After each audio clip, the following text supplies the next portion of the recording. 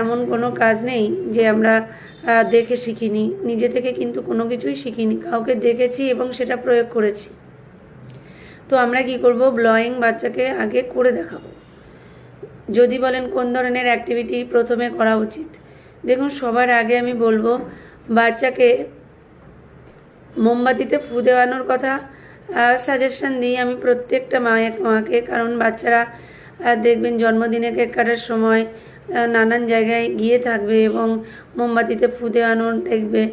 তো এই কারণে মোমবাতিতে ফু দেওয়াটা থেকে শুরু করতে চাই আমি। তো আপনি প্রথমে বাচ্চাকে কাছ থেকে মোমবাতিতে ফু দেওয়াবেন। যদি দেখেন বাচ্চা মোমবাতিতে ফু দিতে পারছে না, তখন আপনাকে ব্লয়িং অ্যাক্টিভিটিগুলো বদলাতে হবে। তো ব্লয়িং অ্যাক্টিভিটির মধ্যে ফার্স্ট বললাম মোমবাতিতে ফু দেওয়া। সেকেন্ড হলো আপনি চেষ্টা করবেন